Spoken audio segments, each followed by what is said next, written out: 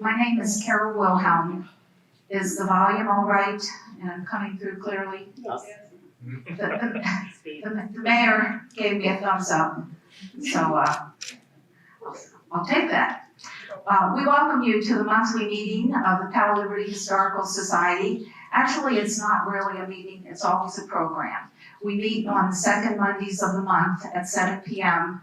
at the Historical Society, the 1889 Martin Perry House, which I hope everyone knows is located at Grace Drive and Powell Road.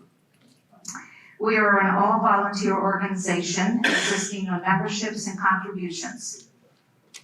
We were established in 1986, and we feel that the Historical Society and the Martin Perry House is a true gem in our community. Children especially are enthusiastic when seeing items in our collection and going through the house. Tours can be arranged at your convenience, or you can stop by on Wednesdays when volunteers are available. Coming up in August is our annual walking tour, which is always popular, led by Sherry Carmichael, a lifelong resident and descendant of some of the earliest settlers. We'd like you to know that we're always interested in any memorabilia that you have about Powell, Liberty Township, and Hyatt's, and would be glad to take donations in that regard.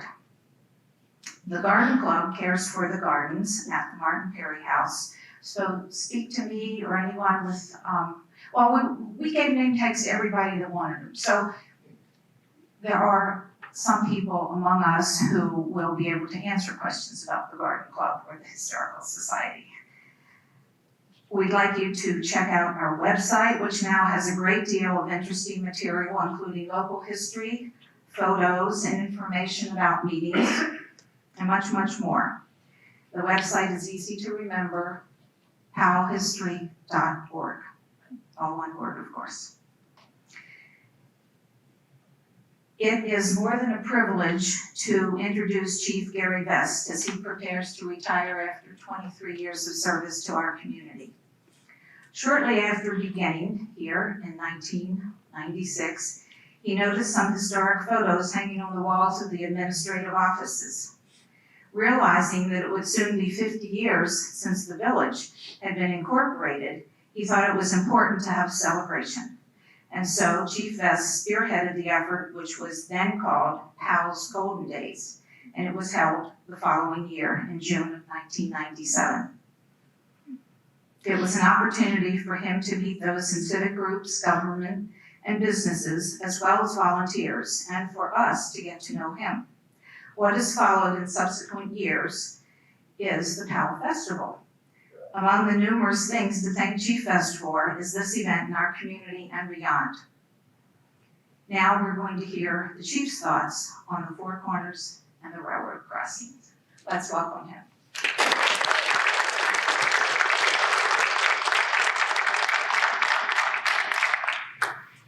Thank you, Derek. First of all, thank you. I'm glad all of you came out. I don't know what you was expecting, but I'll tell you what I was expecting. Okay? I was kind of expecting that we're all neighbors, and we're not going to make this too formal. We're going, if you want to move your chair around and be comfortable, then we can rearrange them chairs later so you don't feel like you're in an auditorium. And if you think you can get out of here before somewhere out in the night you get tagged for something, you'd probably be a little bit surprised because, like I said, if they fire me, I would have lost 4 weeks worth of work here shortly. So you might be in trouble. No. What I do want to do is it was funny. Carol had asked me to speak, so we were talking about retirement, and in fact they just recently did a display down at the library for the police department. That was really cool. I appreciate that as well. But one of the things that I thought about when she says, well, what are you going to name your presentation? I thought, well, what is it people think about or say most often in Powell? Okay. Now, there's a lot of stories, and we can cover some of the stories down the road, but most often everybody talks about the Four Corners. In fact, if you don't know where the Four Corners is, then you're probably not really connected to Powell just yet. Okay? The Four Corners is many things to many people, but the Four Corners is Powell in so many ways. And then the other thing is, while the railroad crosses a couple roads in Powell, there's only one place that the railroad crosses in Powell that people really say the railroad crosses in Powell, and that's on 750 out here in front of the building. So a lot of our identity really has been tied to the Four Corners and the railroad tracks. A little bit what I'm going to talk to you about is, there's going to be a little bit of things about Powell Police Department, and there'll be a little bit of things about some personal observations that I had during these years. But it really is about a community. And I can tell you when I first arrived here, it was kind of weird because as I came over here and I interviewed and I looked for a job, I'm out of the Dayton area.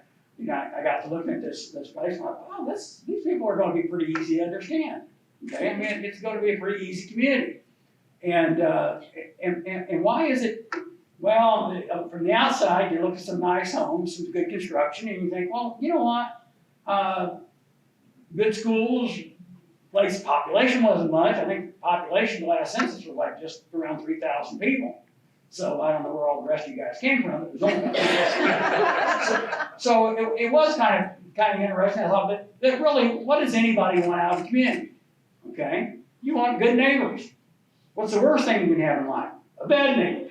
Okay, but having a good neighbor, having somebody that looks out for you, that's kind of interested, wants to know how the kids are going, or how the job went, or what you're planting over there, or what's being built over there.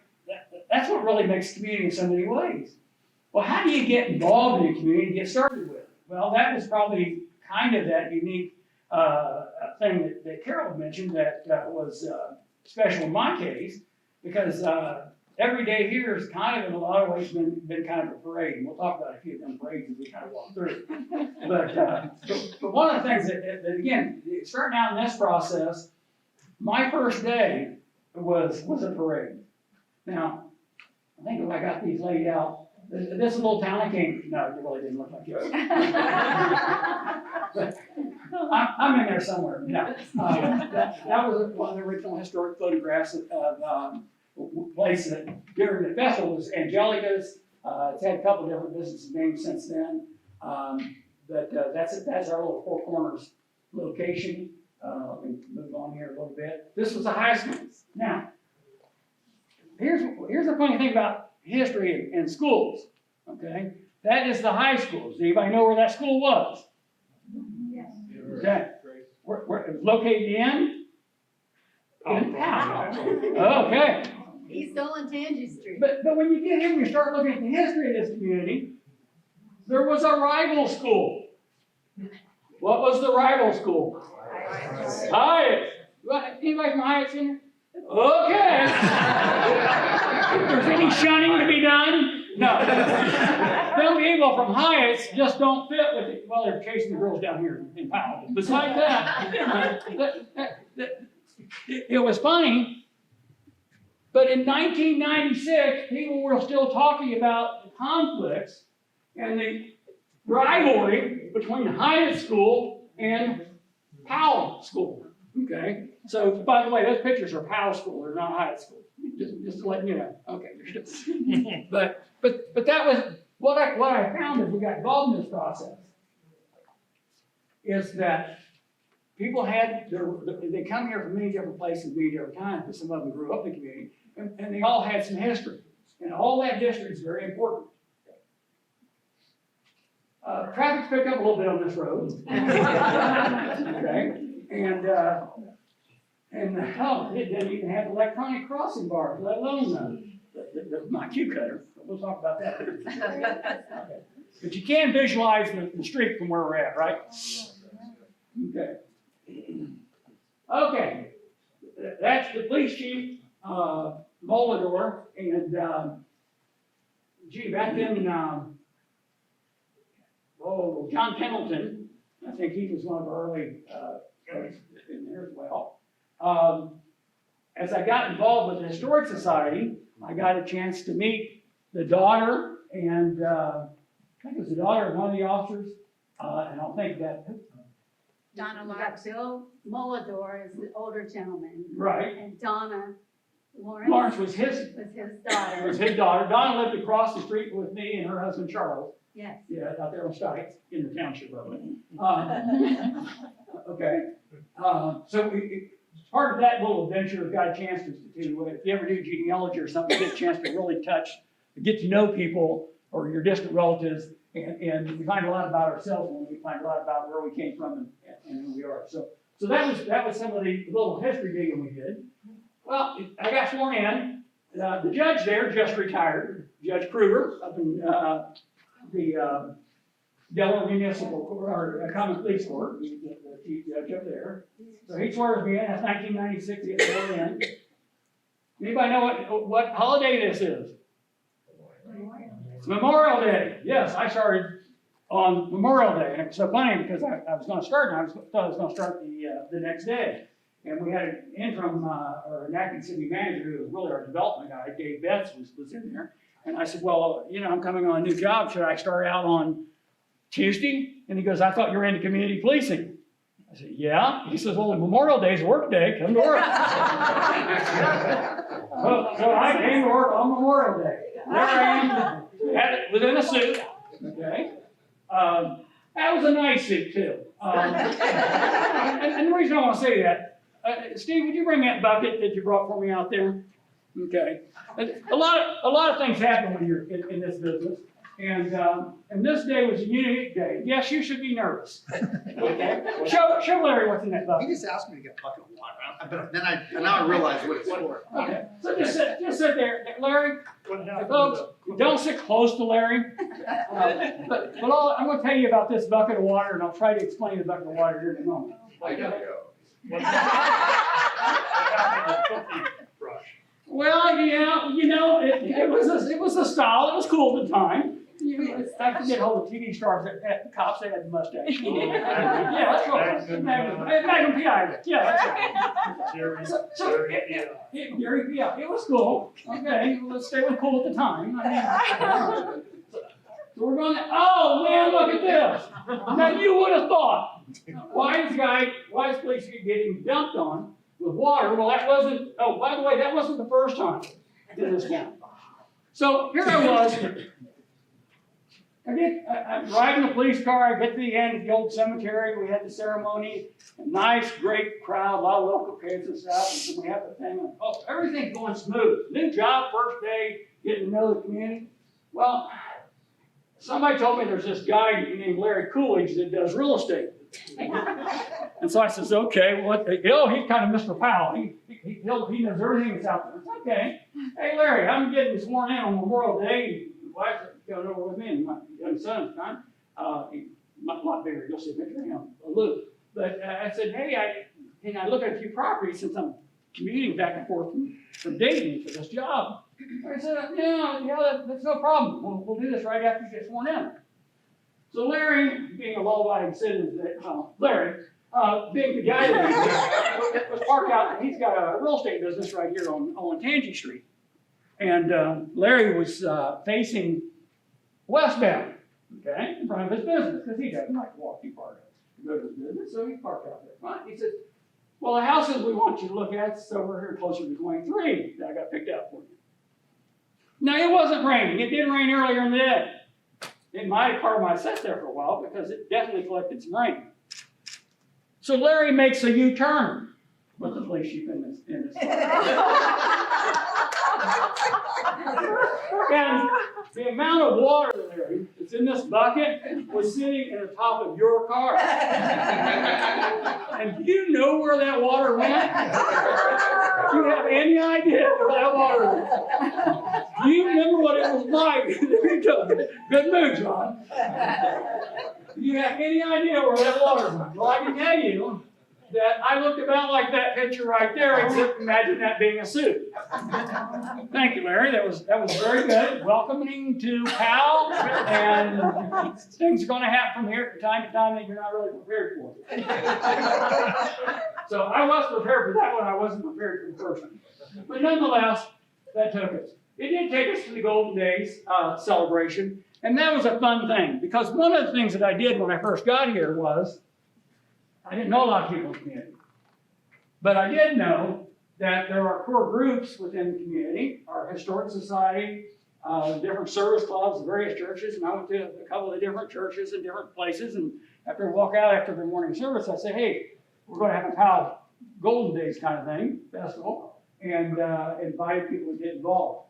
The Business Association, I think it's the Downtown Business Association, could have been the chamber, so I apologize if I don't get this right. But they had done an arts festival kind of thing down at what we call the Murphy Party Barn, or the old racetrack, as you can see here. The track wasn't being used, but it was still here in 1996. And so we had a little bit of an arts festival there. I started out, Steve Lutz and I laughed because I said, well, from Clayton, where we had just come from, we had a little picnic in the park every year, and Miss Police and the fire and little tons of games, and it was a 5-hour event. Now, we're in Powell, Ohio, Delaware County, and they don't know what 5 hours is. So I invited these people, and where Gallows is at today was the Hickory House, okay? And that upstairs area that still exists, we met there. And I had about roughly 30 people that came representing about all the communities, different groups, the Kiwanis, the Rotary, our Historic Society, Adam Montemorano, who was with Kroger's, Dave Noel from the bank. We had all these folks, and we sat them down and we said, gee, we're going to have this picnic in the park. Now, picnic in the park with a good committee and everybody bringing their ideas went from a picnic in the park to a 3-day festival. To a 3. No, it was just good. Yeah, good thing, John. What I would tell you is this: when you get the people in who share the same passion for something that you share the passion, good things are going to happen, no matter what it is. If you have to sell somebody on an idea, you'll probably never get it. But when you can throw out an idea to get it to somebody, and somebody will say, you know what, I can do that, and I'm willing to bring this to the table as well. And if you'll do that, I'll do a little bit more. That's really what makes a community. It makes a community not because it's run because any one person says, we ought to go this way or we ought to go that way, but because you're all willing to go the same. When you see the vision, and what they did in this, they saw the vision. And so we did that, and I asked council at the time who was going to run the thing when we first started talking about it, and they just said, well, you saw the calendars, you're doing town, go for it. So I became the impromptu leader that first year, just because of what it was. That was a lot of our committee groups. A lot of people couldn't make it there. Carol, what do you think of that picture? I remember. That's a good group, huh? We some of them have moved on. A lot of them are still in the community. Charlie Lawrence and Donna passed.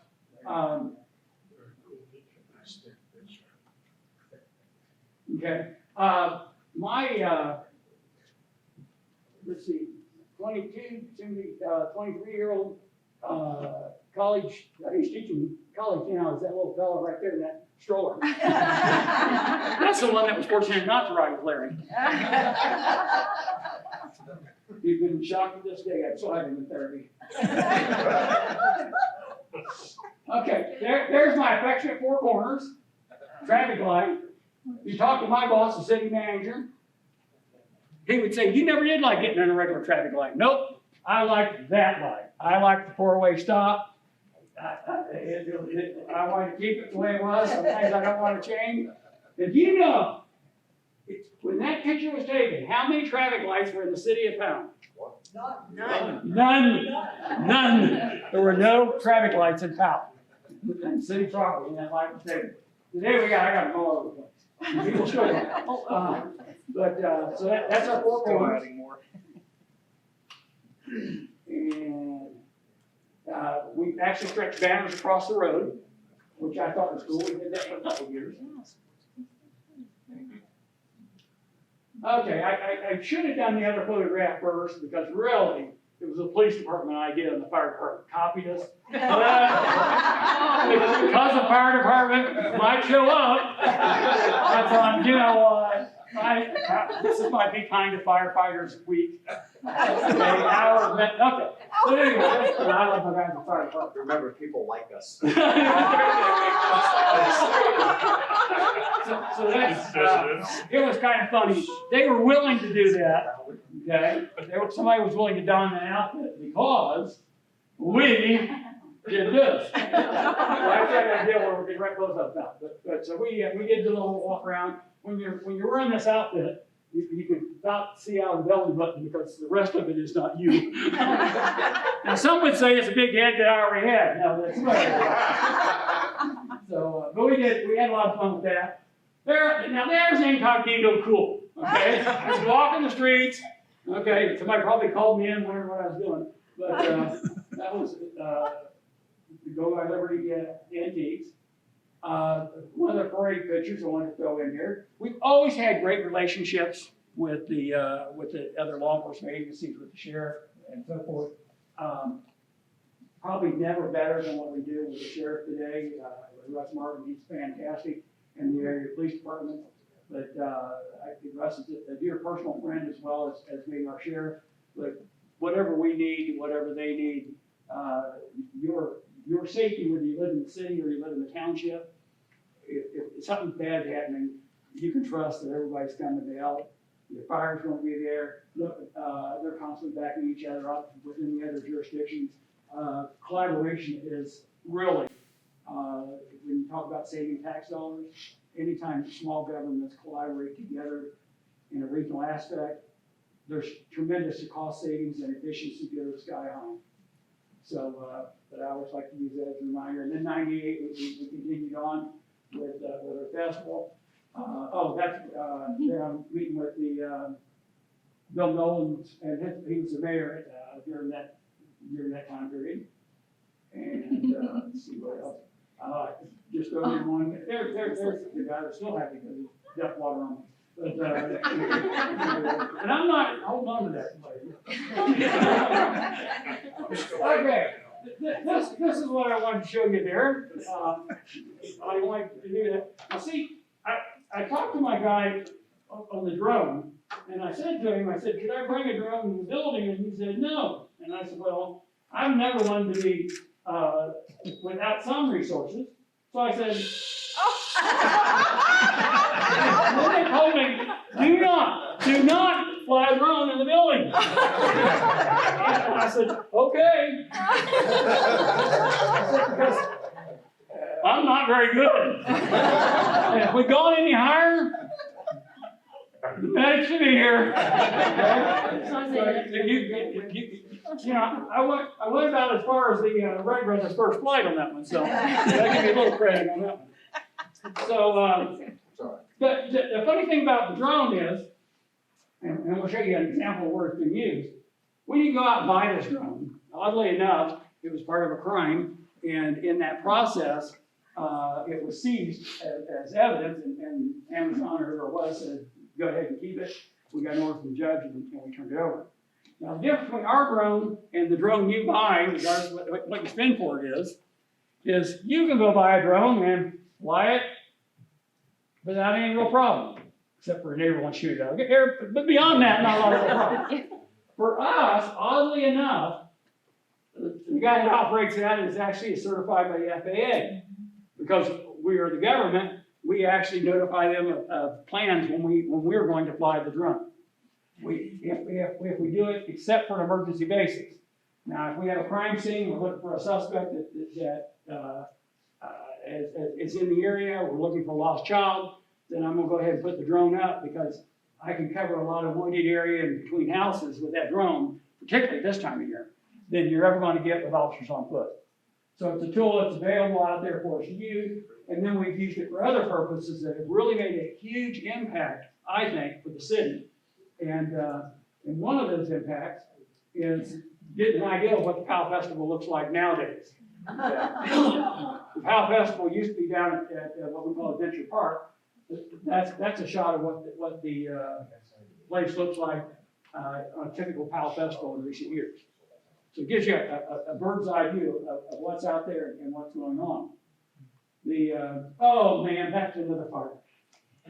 Why am I washing a fire truck? Okay. Fortunately, in this case, it was Orange Township, and there's an annual thing that we participate in called guns and hoses with blood donations.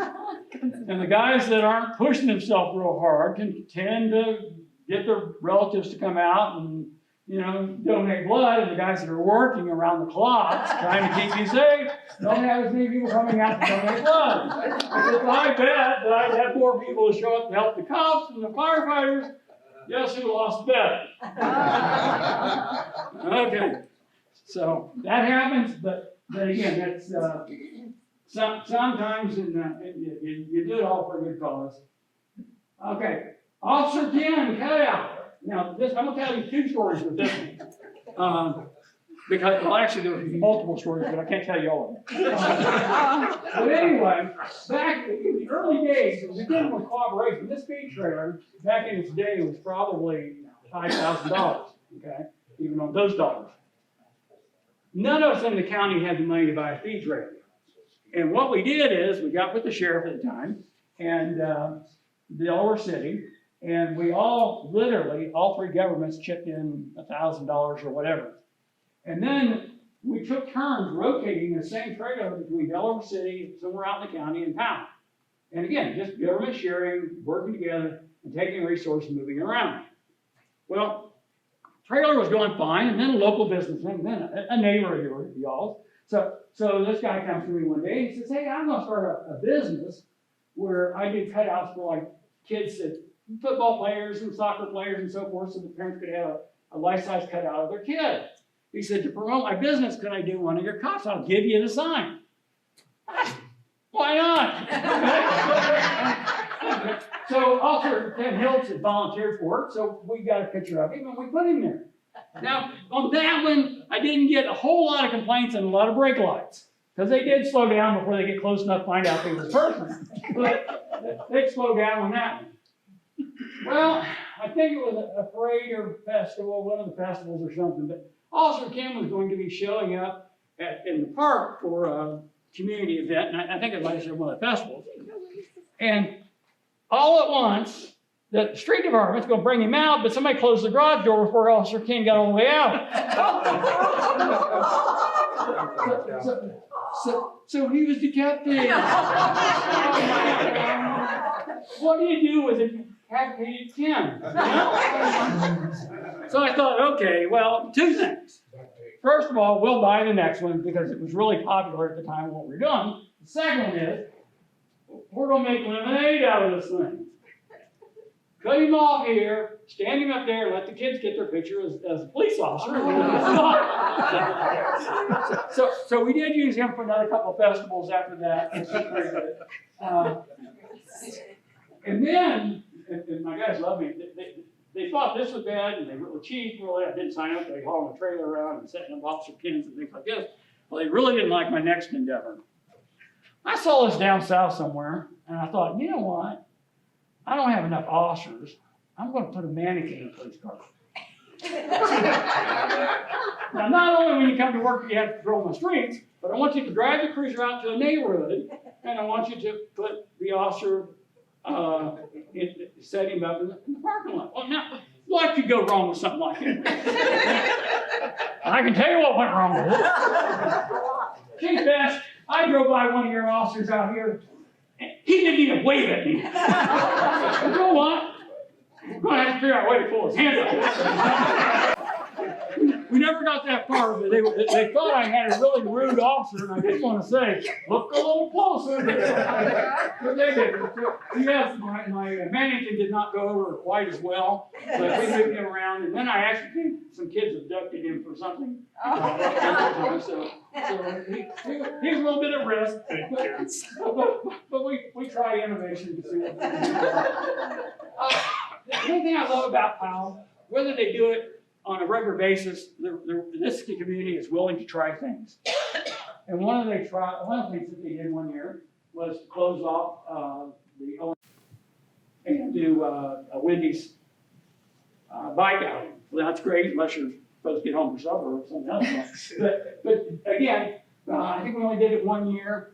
But in this community, if you want to try something, okay, most often people are willing to try something new. If it doesn't work, they're willing to say it didn't work and move on. But when we ever give up that idea that we just don't want to try anything just because we've never done it before, I think we're losing out. Officers for training, we send them, again, two things when I send an officer to training. For bicycle training, in this case, the officer on the right, as you're facing them, is one of my officers. But every time I send an officer to training or multi-jurisdictional training, they are building a network with other people, okay? And if I have a special event and I need 4 bicycle officers and I only have 2, I pick up the phone call and that chief or that sheriff's going to send me a couple more bicycle officers, okay? And we're going to do the same thing to help them out. Because we only need extra help once in a while, and they only need it once in a while, but by cooperation, we get it when we do need it, and we're not paying for it all the time. This was a little project, I like this one, that's Ed Smart in the middle of the suit. Ed Smart is the father of Elizabeth Smart, who some of you may recall was abducted and was gone for 9 months. I got to know Ed, or meet Ed a couple times, working with the National Center of Missing and Exploited Children, and working with parents of abducted children as part of one of the sideline things that I've been involved in over the years. And what was interesting is I've said, hey, you know what, at the time I'd like to bring Ed Smart to Powell, Ohio. And I made a few phone calls, and it was kind of interesting. The National Center paid his fee, which was fairly substantial for him to come to Powell, Ohio. The Attorney General bought his airplane tickets to bring him to Powell, Ohio. And the Rotary paid for a breakfast gathering up at the country club here in Powell, 10 cents. And we brought Ed in, and we worked a little bit with kids, and we did a community presentation, and we had Holly Hollingsworth, who was a reporter at the time, was in here.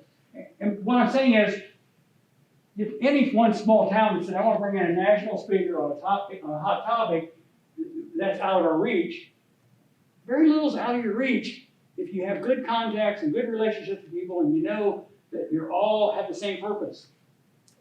This man works continuously on projects to protect children because his daughter was abducted for 9 months. So he's going to have a network, and the next person's going to have a network. The Attorney General is going to have his programs. And when we tap into those programs, we can get a lot done, and we bring all that right back to your local community. So when people come out and wonder, well, what are we doing over here? Why are we over there? We're over there because we're bringing it all here sooner or later. At one point or another, we can bring any resources needed here. That's the building you're sitting in. Okay. Who knows what that building was? There you go. Everybody hear that? Hawthorne Trust. They used to make the rooftops. Well, I guess the top's the roof, so the under the rooftop top. Okay. So those used to be made here in this building. The city bought that. They moved in 98, 97? Yeah, 97. And then the police department ended up moving in about 10 years later. That's where we broke ground. And again, I always thank my city council because, you know, it's hard to decide what you invest in. And it was the architect who built police departments that told me this, so I'll give you my source. I shouldn't. But he always said, you know, you can tell a lot about community by how they take care of their infrastructure. Okay, how they take pride in their own community. And this building, as I've told people over the years, is not my building, or that police station is not my police station. I own it only because I own it in my heart and the people that do this. That this building where I'm standing, and that portion of the building and those police cars belong to you, the community. We're just the caretakers of it for the time being. So when people do invest in buildings, when they do invest in services, when they do invest back in their community, it may look like you bought me a police station, or you bought a fire station, or you bought this or that. But the truth of the matter is you provided that for your community. That's really what you do when you invest in your government services. You're putting it back out to the people. Because that police car going down the road, that fire car, that medic, is really a community project. But we are pleased that they took that. Still planting trees. See, I do manual labor. Part of that is, it looks like we're doing it for our brigade, but the other side is there's an actual shovel in my hand. Okay? So those of you who think I do nothing with the shovel. That's the mayor at the time, Don Grubbs, and Steve Lewis. Now, I'm not going to ask you to pick out the dummy because I'm not going to let you beat me up. There's a couple dummies in that group. Again, I'd like to throw this because again, cooperation, the gentleman to the right of the dummies is Russ Martin when he was Delaware City Police Chief, he's now our sheriff. And then, our criminal justice partners at the time. And again, when we can collaborate on things, we get things very done. This is a project I'm very proud of. I had very little to do with it other than I got somebody drafted me on the committee early on to put this. But this was a community effort again, driven by citizens. Our leader at the time, Michael Price. I don't know if Mike was even a council member at the time, but he became one at least thereafter, if not during that startup. But this is a project that probably cost well over $250,000, $300,000 total when you start looking at all the things that have been done and improved on it over time. Like a building, you know, I personally see veterans and families of veterans come to our memorial and talk about how beautiful it is and how much they appreciate it. And I always tell people, I said, I've got bricks in there for myself, my father, my brother, my sons, or my oldest son that was in the Navy. What I would tell you is this. That's an opportunity. If you have a loved one, if you have somebody that served in the military services, then, and they're buried at Normandy Beach. I don't care where they're buried in the world, in the National Cemetery. When you plant that brick at this memorial, you have a place where, in your community, where you can recognize that service member. And to me, that's pretty cool. That you don't have to go around the world, you don't have to buy an airplane ticket. You can put that memory of the person that you want to recognize right there, and just contact the city hall or the police department, and we'll get you arranged for a brick. And many of the bricks that have been installed, not all the hardwood, but all the single bricks that have been installed with their names. I've installed most of those, or I've been there and let a family member install the brick themselves and get a picture so that they can recognize the veterans memorial. Yeah, that's what makes us a home. Leave just a little bit of your fingerprints everywhere you go. And that's what you as a community get to do when you're involved in this stuff. There's me actually running. Yes. Do I look like I'm gonna die? Yes. Is my sergeant, who's in good top shape, make me look wore out? Yes. But nonetheless, we're still running for the torch run for special needs kids. And so that's something that we participate in for the many years. Rough with the boat. The Marine Corps every year does a toy drive. Last year we lost Pastor Ray Jackson, gentleman off to the left. He was 92 years old, a World War II vet, and really enjoyed him. And again, what do you get most out of this around Veterans Day or Memorial Day is you get a chance to see a lot of these people who have served their country, and they come here. And we've got a place for them to be recognized through our Memorial Day Parade, our events for Veterans Day. Okay, citizens gatherings. Wow, what a dumb idea.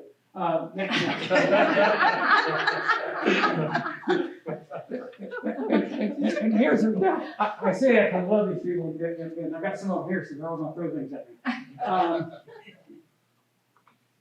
Communities have been doing citizens gatherings for a lot of years, and I honestly was not a believer that it was a good idea. I just didn't. I thought, you know, how everybody's busy, they're always going in different directions, they always got everything else to do, and families do what they would do that.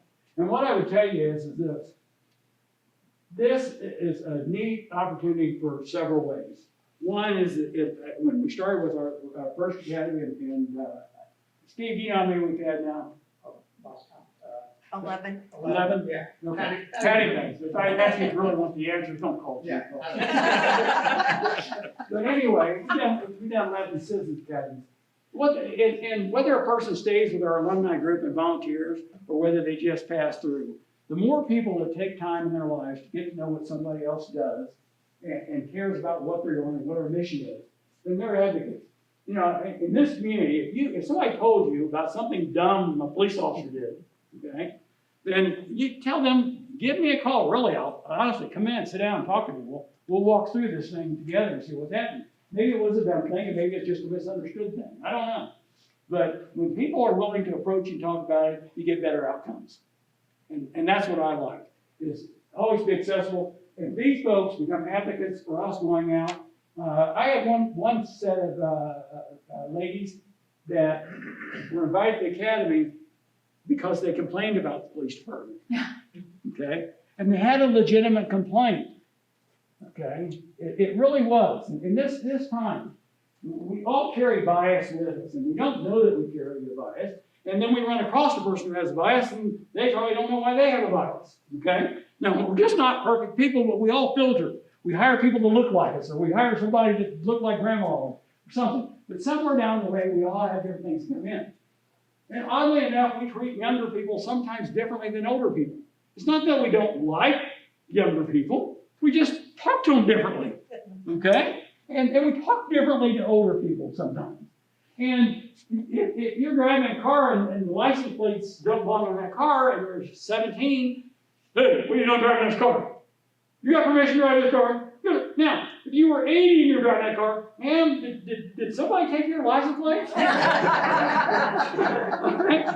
Now, the good thing is if we know that, then we can adjust our behavior to what we're doing. And that's what we train our people to do. These people in the academy get a chance to understand why we make decisions. And you know what's also cool? They get to tell the cop, well, you know, have you ever thought about this, looking at this a little bit differently? So I'm not just training the public, but the public's training the police in the citizen academy, because they're giving us feedback as to what we're doing and what we're doing right and what we're doing wrong. And that's another opportunity for us to get to know each other a little bit better and get better outcomes. Okay, one of us is in costume. And, oh, okay. In costume here is, this is National Night Out. We did what other folks normally do. We do a National Night Out in the fall. It was mediocre at best. We tried. We did all the fun stuff other people did. But it wasn't quite working the way we wanted to do. So we kind of changed it out and called it Mystery Night Out. We put a scavenger hunt, a little more interactive. And what happened? My numbers go from 30 to 300. No, I mean, just literally, more people became involved in the community. Because people want those relationship things to happen in their life. That's what they really want. They don't want to just go out. They want to be engaged. That's the retired fire chief Burnett and myself doing that. Now that's the original grill. Okay? And the reason I'm going to say that is, in the military, when the resources is low and they don't ship you gas grills overseas or someplace, you have to take an old oil drum and cut it in half. That was an oil drum that was cut in half off of one of the houses out here. And I took it down to Liberty Township, and they burned it out. All the old oil crud stuff out of it. Yes, you guys ate off of it if you ate over my house. I'm just telling you, it wasn't health department approved. But we didn't sell hot dogs either. Anyway, the thing held 6 bags of charcoal in it. And we built this in a combination between the street department and Liberty Township and Powell. But the reason we're wearing gloves, the grill would get so hot that if you rolled a hot dog across the top, all the hair on your arm would be cinched off before the hot dog. You didn't have to sit there and wonder, was it time to roll it over? No, you go. It was fire grill hot dog right away. So that's what we did. We did the grill, the bonfire. And the one thing I laugh is this: the first bonfire we had, cookout bonfire. My boss, and he's a very supportive boss, but on this particular event, my boss said, "You'll be lucky if 25 people show up." Yeah, we'll see. It's first bonfire, 1997, right after the first Powell Festival, same year. So we're in the old park over there, and we set up. We got this bonfire going. We get it all set up, and any of you seen the movie Field of Dreams? Yes. Okay. Remember that whole line of headlights? Yeah. Okay, I got headlights going all the way out to Liberty. And I looked at Steve Rizzick, my deputy chief, lieutenant back then. I said, I think you're going to have to go to Kroger's. Buy some hot dogs. And the Kroger's back then wasn't over here. The Kroger's was down almost to 270 down there at the old where the Walmart is today. That was the Kroger's. So we were buying hot dogs, and I was glad that that we got that kind of turnout. I didn't know it was because of the poverty situation, but people wanted them free hot dogs. And we tried different things. We did karaoke a couple of years. One year, the hot dog chain over here, not Skyline, what over here on this? Huh? Skyline, it was Skyline. Yeah, Skyline said, we want to be a partner with you in the community. Like they just opened the store with Skyline. And they want to be a partner. I said, well, how do you partner with somebody that's rolling hot dog? Okay? I mean, those are cool ideas, but, and by the way, their hot dogs were smaller than the ones we were using before. So we get their hot dogs. And they're going across, the one they were already boiled, and we weren't doing boiling hot dogs, we were roasting hot dogs. But we used to boil hot dogs, and for those who really wanted the real taste, we ran across. But you had to run them a lot faster because they're already cooked. We were across. And we got condiments and all that kind of stuff, so they helped it out, and that was another year that we did that. We only got rained out, frozen out 2 or 3 times, I think, out of the 20 plus years of bonfires. We had some that just were cold years of dry. But that's the outcome of our more recent bonfires. There's a blimp out there, or it's my ground. But anyway, there's something else out there floating around in the bonfire. And again, from day one, every year it's been a continuous close relationship with the Township Fire on doing this. It's always a lot of fun having guys out there. Okay, here's where I want to tell you. Sometimes there are people that think that getting a picture with Gary Vest will get them elected.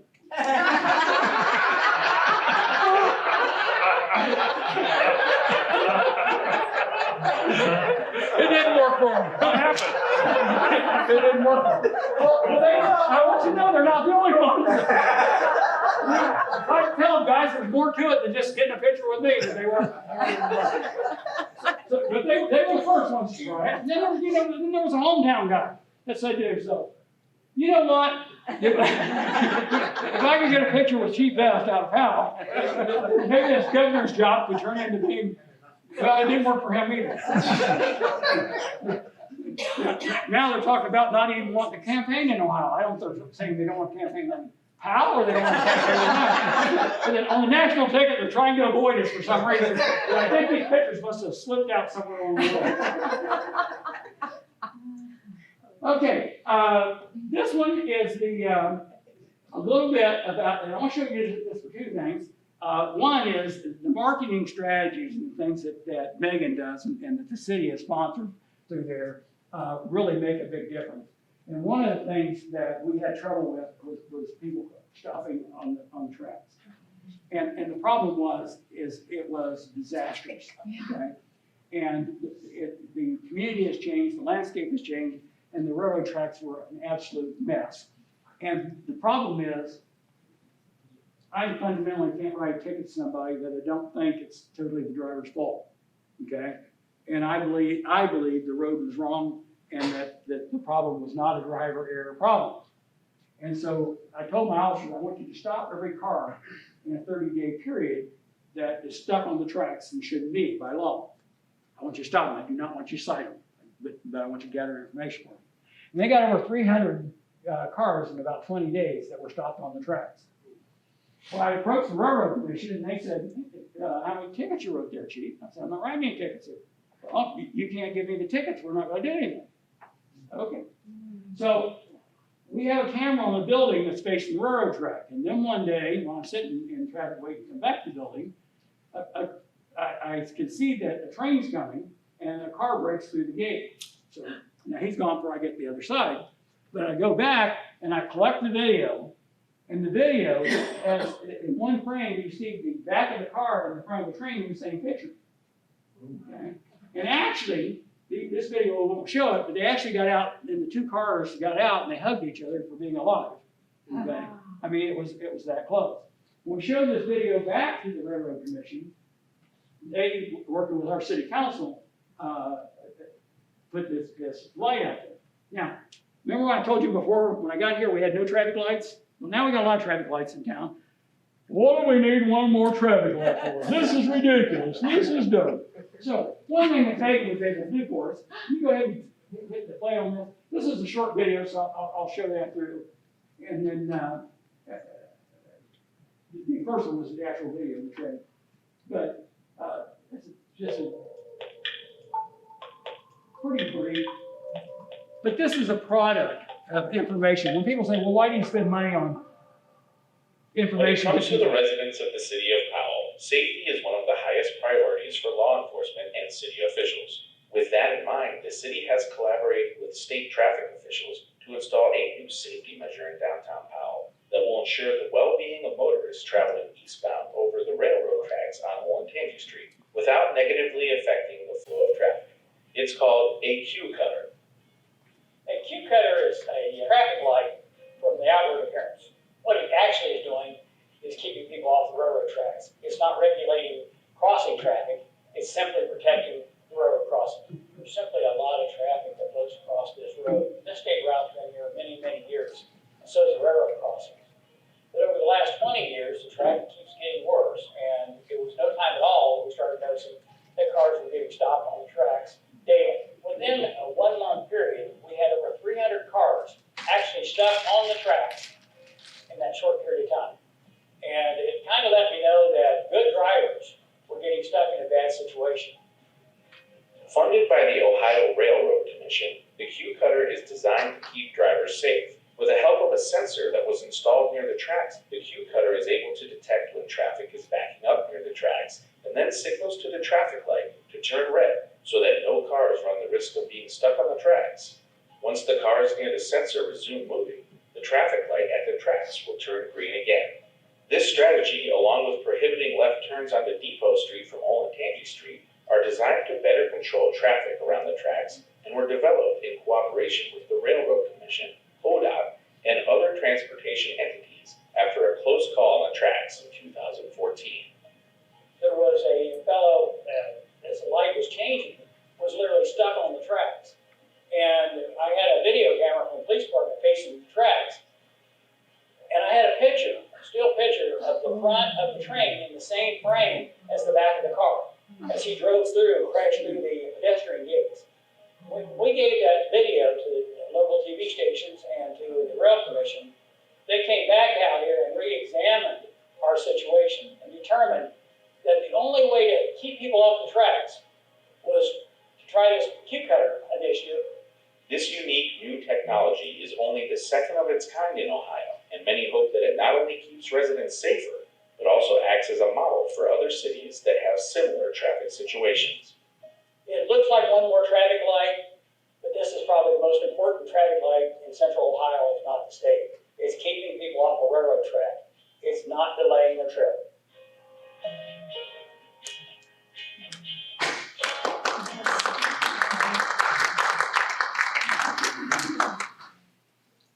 So we discussed the Q cutter.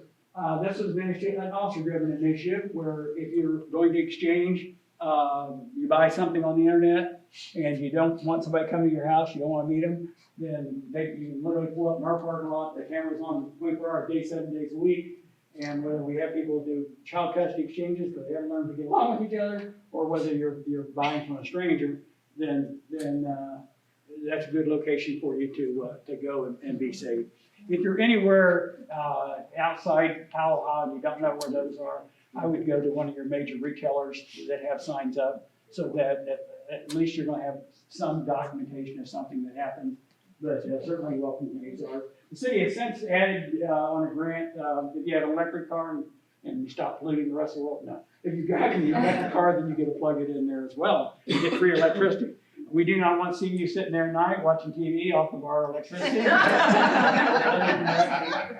You're free to plug in for motor purposes. Okay, this is WatchGuard camera system. And the only reason we're kind of throwing you that on there is this. We've had cameras, we've had computers in the car since 1997. We've had cameras in the car since probably about 1998. And then again, with the support of council, we went to full body cameras probably about 2 years ago we first started into this initiative. So, but the officers do carry cameras on them. And, you know, I'm fortunate as a police department, I get about 1 or 2 citizen complaints in any given year for all the traffic encounters that we have. I get a lot of confidence in people, but when we watch the video, we can find out if the officer was wrong, if the citizen was wrong. And sometimes we have the ability to have a citizen come in and look at it and say, oh, wow, I didn't realize that, or I didn't see that, or whatever. So these things are really beneficial. The officers appreciate it. And I think, you know, I can say most confidently, most of the time our officers out there trying to do a good job, and all this does is support what they're doing. But we do keep those records, and that requires a lot of time because we need to have the clerks actually end up redacting things that we don't want released out there, whether it's a driver's license image or whether somebody is not clothed properly.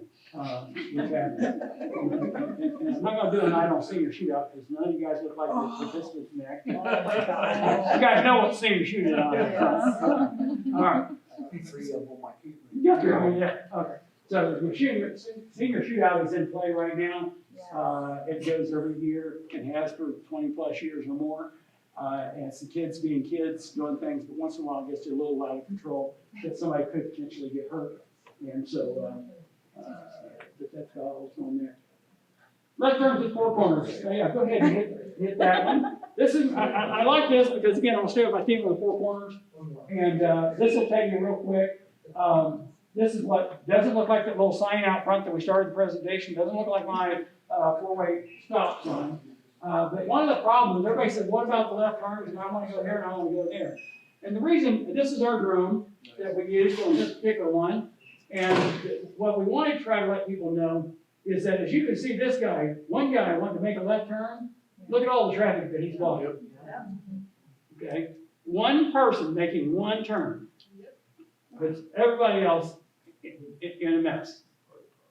Okay? So, how, you know, in any community, we got to give up something to gain something. And while I can empathize with you wanting to go to your favorite place, and I can empathize with you getting, if that one driver had come on down to Brace Drive and made a left turn, now we got lights on both ends, then traffic flows better. Okay? We do not want this to be a highway like the Polaris Mall where there are 4 or 5 lanes. We'll lose our community and you'll still have cars. But we can manage the amount of cars we got if everybody just cooperates a little bit. Anybody know what this is? The mystery cat. The mystery cat. Now I want to tell you the perils of being a police chief. That daggone cat. Somebody calls me and says, we got a big picture. Somebody's got a picture of a big cat. Okay. No, I mean, it's a big cat. A big cat? I don't know. What kind of cat is it? Well, contact the zoo. See if the zoo's not missing a cat. Now, you can first say, okay, it's just a big, well, everybody gets to draw their own conclusion. You tell me what size cat, how big that cat is. Okay? We haven't got any fingerprint. I don't know how big it is, or how much it weighs or anything else. What I can say is, as a police chief, sometimes somebody has a concern. And you want to be real quick not to dismiss that concern because you know better than they do. Okay? There's sometimes you wish you had. This cat got more hits on our website than anything we've done in this city in 23 years. Okay? That cat was social media frenzy of what was going on. I mean, I had better stories. We didn't have Python over here that had to have something in it. Other than the house under construction. He was great. He was much more intimidating. But we didn't have social media then. This thing hit the social media, and everybody had an answer on for what it is. So you can take somebody's house cat, blow it up a little bit, and pass it around, and we have a mountain lion in town. Welcome to my world. Okay, now we're going to talk about the bubble. To discuss the bubble, and we're going to wrap up here real short. So I need a couple of volunteers. Here, Mayor, you show your leadership in the city.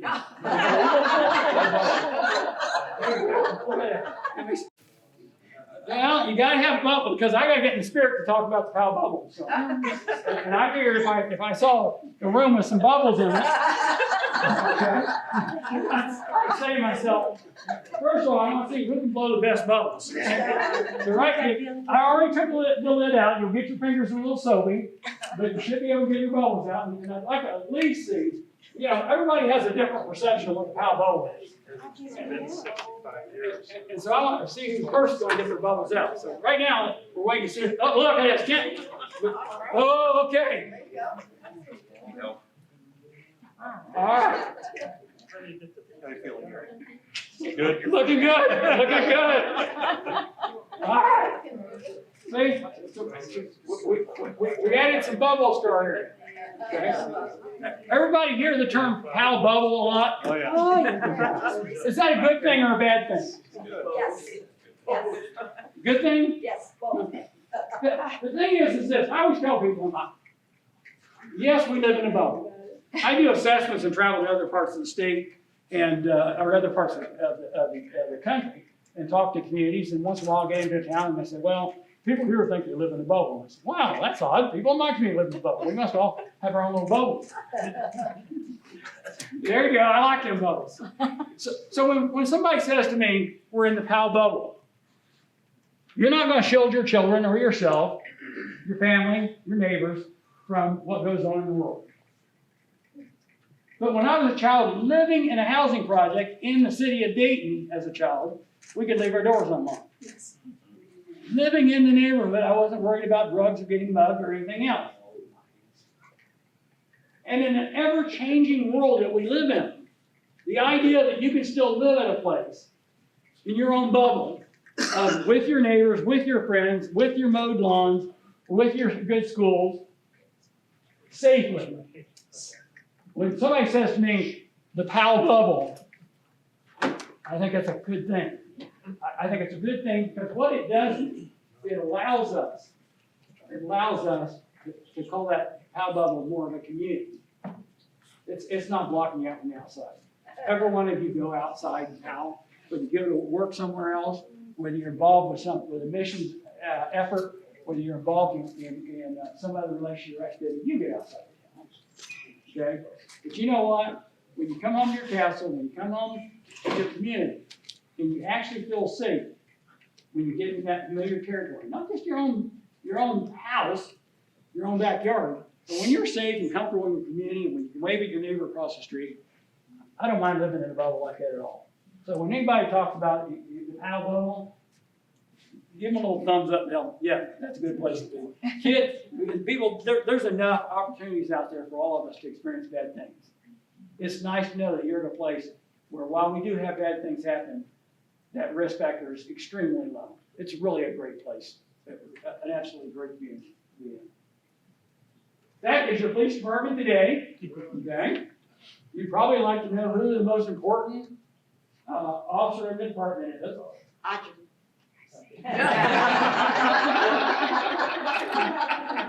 Okay, excellent. I know it. Okay, I knew this. In fact, I was going to try to get Axel here tonight for you, but he got tied up on another commitment. But then I thought, you know what? If I brought Axel in, they wouldn't even listen to him. They want to pet the dog. All right. And I understand that. I can go second fiddle or third or fourth or fifth. So, but he has a great addiction. And that's, was, I think, last year's parade, which was my last Memorial Day parade, because I'm going to be in Michigan this year. And I'll be passing the reins on to my deputy chief, Steve Ritzik, to manage things at this stage. And so I wanted to wrap that up with my Memorial Day parade. This, like, again, I guess what I'd say to you is this. When you are with people that share the values and work to maintain the same community, didn't you think about them being messy when you asked me to get those jobs? I'm sorry, So, yeah, sometimes you gotta step up and take the responsibility. Other times just shift it. So, but it is a great community, and you know, when Carol asked me to talk at the Historic Society, from that early time here for me, it was, Sherry and I were talking a little bit earlier about sitting down and talking to her about some of the past and the history. It takes time if you don't know a lot about the community or if you talk to those people, and you always ought to take time to see how other people are doing and what's going on and why they value what they value. There's a lot of things in the town that should be preserved, but this town is not the town it would be if all it was preserved. If we didn't make some changes, we wouldn't be where we're at. And we should never get rid of all the things that help make us what we are. And so all that makes it a good community. But it's easy to police community when as I say, when the people in the are receptive to the police, and when the police treat the public with respect, the public treat the police with respect, and having that confidence in that relationship between each makes a good relationship. There's no good one-sided relationships. And so our role with the community is just as important as your role is with us. So we appreciate it. With that, unless there's any questions, I kept you guys for a lot longer than what you probably signed up for, but I'd just like to say our family especially will miss you. You have been just a well, I will be here, and if them cops mess up, I'm gonna call and yell at them. So, thank you. Family, and I can't, even with the alligator in the lake, you missed that one. Okay, there you go. The alligator lake, thank you. Actually, it was kind of funny when I went through and I thought about the different things, and I thought, boy, how much time, to me, I'm looking at family photos, and not everybody's always gonna appreciate your family photos. So I hope I hit enough locations and things to answer your question you might have had about the community. One thing we've tried to do, always do at the police department, is be transparent. We've had some things that can be headaches from one time or another. But there's being transparent and always being willing to talk about things so that people understand it's important to us as it is to you. So all those things are good. Any other questions? Yes, Mr. Coolidge. I would like to apologize for getting you back Thank you. 23 years past due, but thank you. I'd like to thank you because I moved up here. I started coming here when I was 14. I'm not originally from Powell. But you've done an excellent job with this police department. You've got great officers. You've kept the image up very well. And I've really never heard anybody say anything bad that was the truth, Thank you. All right, thank you.